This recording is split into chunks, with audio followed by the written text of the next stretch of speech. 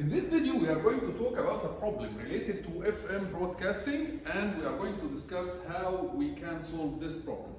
So the topic that we are going to discuss today is called preemphasis and de-emphasis in FM broadcasting. So what is the problem? The problem is they found that when they receive the FM signal at the receiver and they do the FM demodulation, they found that if you receive any noise or interference at the receiving antenna, then the response of the FM demodulation to the noise or the interference, the output of the FM demodulation to the noise due to the noise or interference, it changes as following in the frequency domain. So this is the power spectral density of the output noise or interference at the output of the receiver. It changes like this. It increases with frequency. This is for FM. If you have a PM, they found that it is almost constant with frequency. So the effect of the interference or noise at the receiver of the angle modulation, it differs between FM and PM. For FM, the output due to the interference or the noise, it increases with frequency, while for PM, it is constant with frequency. Okay. The problem is, usually the voice signals, they take this shape of power spectral density, where most of the power or energy related to voice signals, they are concentrated below, let's say, 2.1 kilohertz. If we are talking about F, let's talk here about F. So most of the power or energy of your voice signal, it is concentrated below 2.1. While above 2.1 kilohertz, the power of the voice signal starts to decrease. While the power of the interference in this region starts to increase, it becomes much bigger than the power of your voice signal. This sounds like a disaster. Why?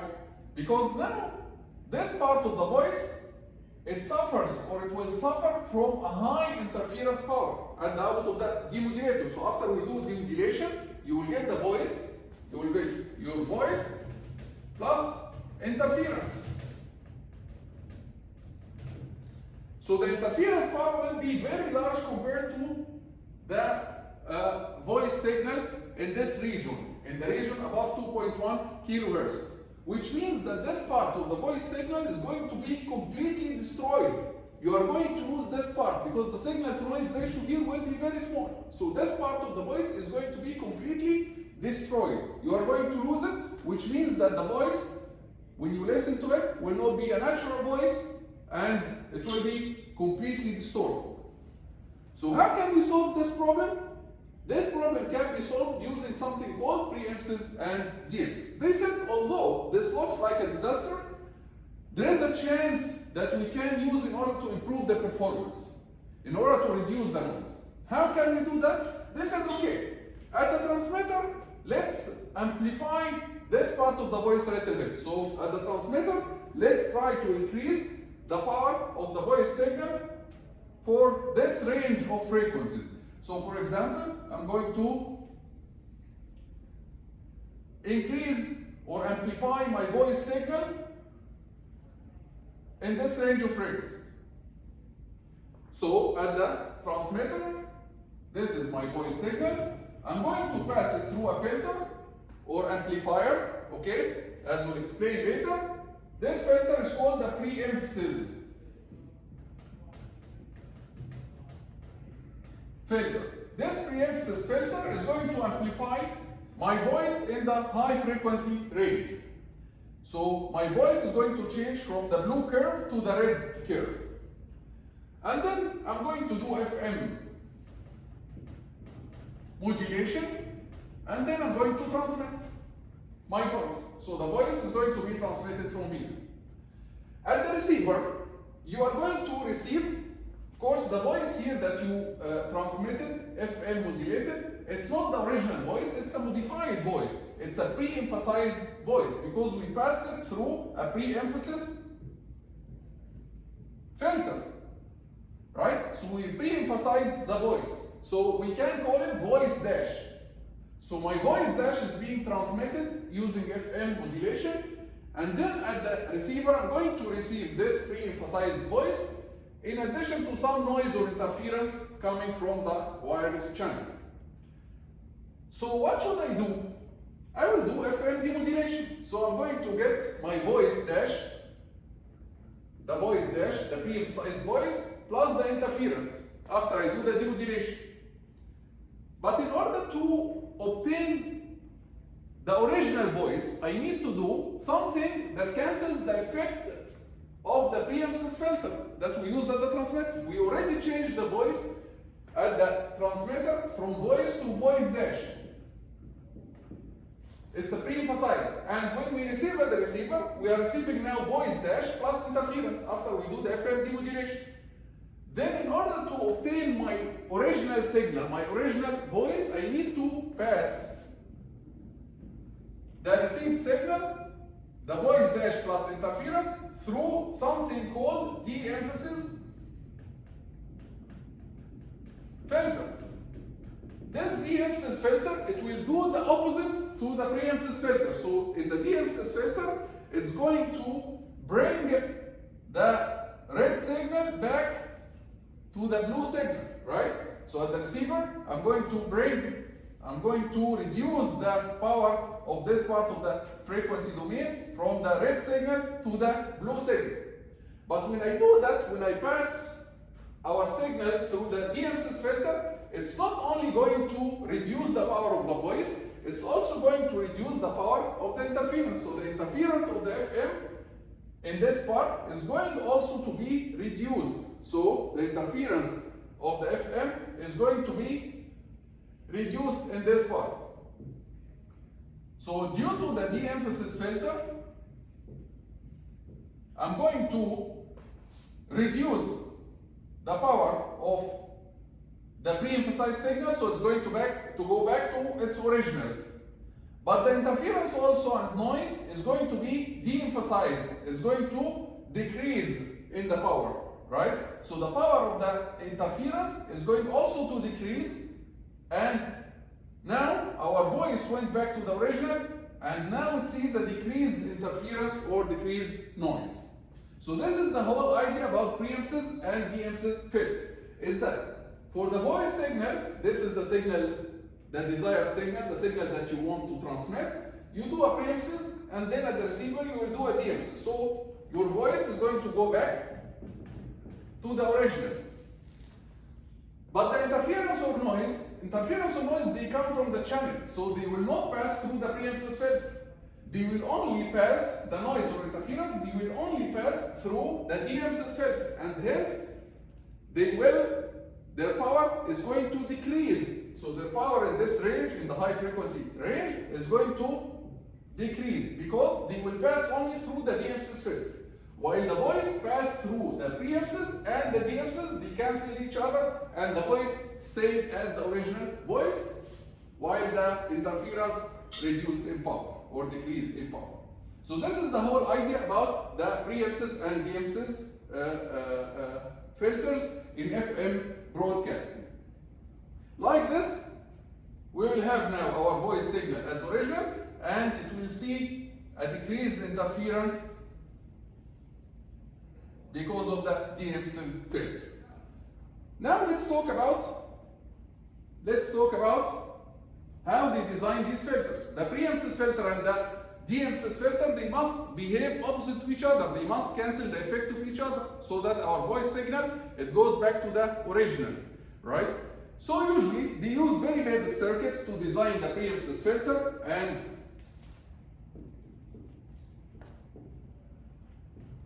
de-emphasis filter. So let's work on them in parallel. So this is the preemphasis, this is the de-emphasis.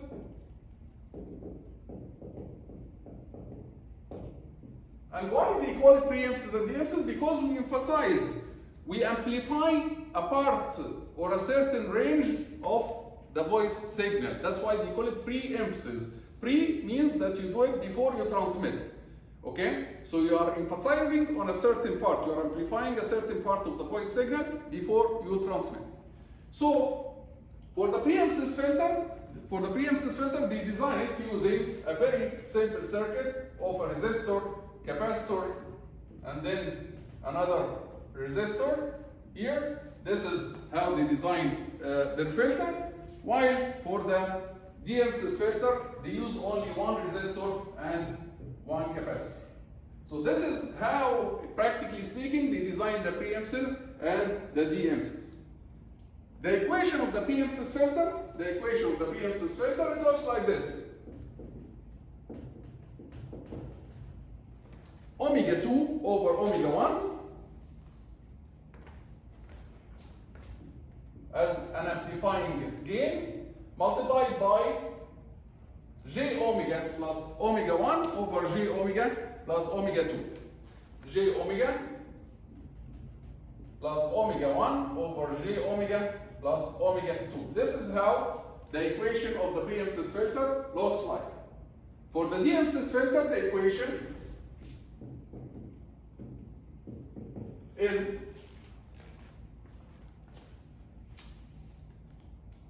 omega 1 over j omega plus omega 1. Where omega 1 and omega 2, these are two frequencies. Usually omega 1 represents the frequency of 2.1 kilohertz, and omega 2 is a very high frequency that is beyond the range of the voice. So omega 2 is a frequency outside the range of the voice, so we don't care so much about omega 2 because it's very high frequency outside the range. But omega 1 is the frequency at which you will start to amplify the voice signal. Okay? So the shape of the spectrum for the filter here, the shape of the spectrum, it looks like this. If this is omega, it will be constant in the beginning for omega less than omega 1, and then it will increase linearly. Approximately, this is like kind of Bode plot for the preemphasis filter, up to omega 2, and then it will remain constant. This is one here. While for the deemphasis filter, the shape of the filter it looks like this. So if this is 1, it will remain constant up to omega 1, and then it will decrease linearly. This is H deemphasis of omega. So this is how the preemphasis filter looks like. This is how the deemphasis filter looks like. And of course, we can see these plots by taking the different ranges of omega. For omega less than omega 1, omega between omega 1 and omega 2, and then omega greater than omega 2. And we'll do that in order to show that the preemphasis filter and the deemphasis filter, they behave like approximately they behave opposite to each other. Okay, so let's consider the range, that very small range where omega is much smaller than omega 1. Omega is much smaller than omega 1, and hence it's much smaller than omega 2. So this range, let's look at the filters. Both filters, when omega is much smaller than omega 1, and hence it's much smaller than omega 2. The preemphasis filter will be, and the deemphasis filter will be. The preemphasis filter for omega much smaller than omega 1, you can ignore j omega with respect to omega 1, you can ignore j omega with respect to omega 2, so you can ignore this term, you can ignore this term, so you will get omega 2 over omega 1 multiplied by omega 1 over omega 2, so basically H preemphasis of omega will be 1.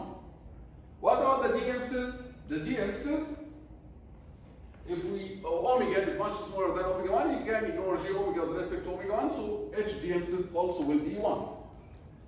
And then if you take the range in the middle, let's say omega is greater than omega 1 and less than omega 2. So let's take another range. Omega is much greater than omega 1 and less than omega 2. H preemphasis of omega will be, and H de-emphasis of omega will be. So if omega is greater than omega 1, then we can ignore omega 1 with respect to omega. And we can ignore omega with respect to omega 2. So let's do that. If we ignore omega 1 with respect to omega, this omega 1 is going to disappear.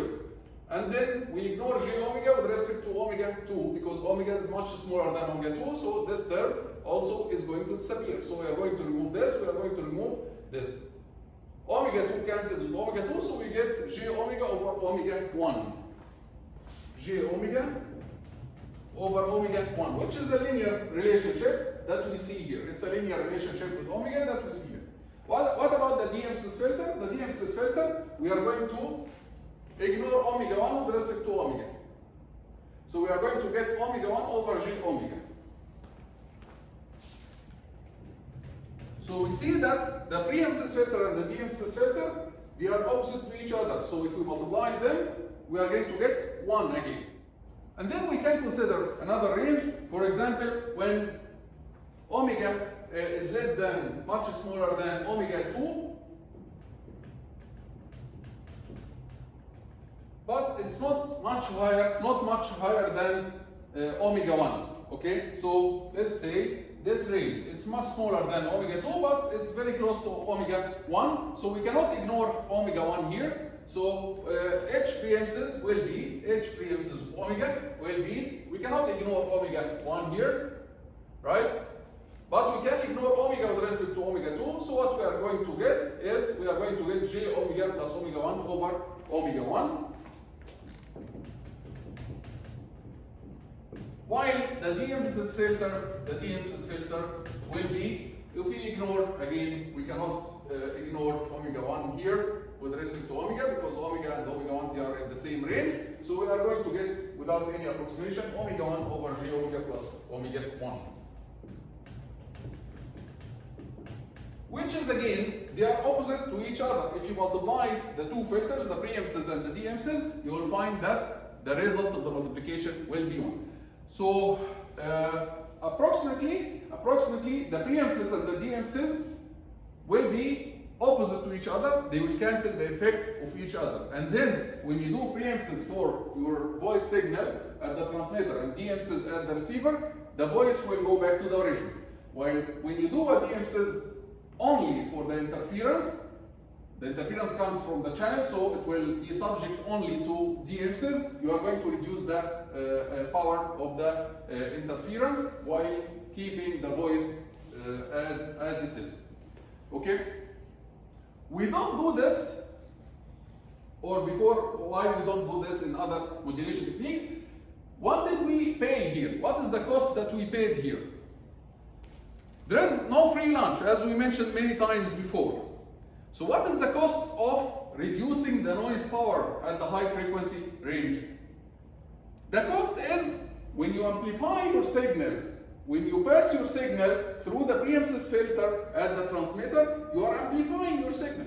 When you amplify your signal, it's like you are spending or expending extra power, right? So here you are adding extra power. This is the cost that you are paying. So you add extra power to amplify your signal at the transmitter, and at the receiver you are not using this power, because at the receiver you just decrease this power again. You just remove this power again by the de-emphasis filter. So you are adding extra power without benefiting from it as a power. You benefit from it in reducing the noise, right? So the extra power that you added at the transmitter here in order to amplify your signal, you didn't benefit from it as an extra power. You benefited from it as reducing the noise. So this is the cost that we paid in order to reduce the noise in the high frequency range, the noise or the interference in the high frequency range. We don't do this usually for AM or PM. Usually we don't do this because the interference power in both PM and even in amplitude modulation, it's constant over frequency. So there is no point to amplify one range of the frequencies and keep the other range without amplification. If you are going to add power, if you are going to use extra powerful amplification, it's better for you to amplify the whole signal.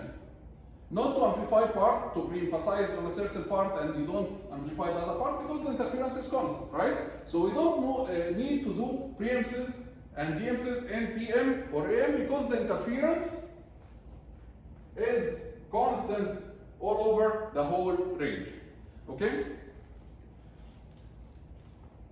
There is another cost actually that we pay, but it's very minor, it has a very minor effect. What is the other cost that we pay? Is that when you amplify your signal, you expect that the amplitude of your signal is going to increase. So the peak of your signal is going to increase. When you amplify your signal, your voice signal at the transmitter, you expect that the peak is going to increase. And if the peak increases, we remember that for Fn, delta F was Kf n peak over 2 pi.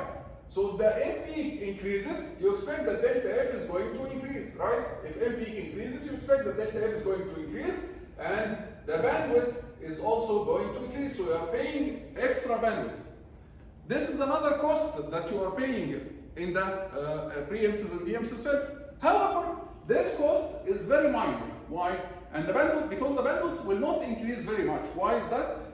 Because your signal already in this range of frequencies, your signal already is very small. Your voice signal is very small. When you amplify it, it will not be amplified very much to the limit that it increases the peak signal, the peak of the signal.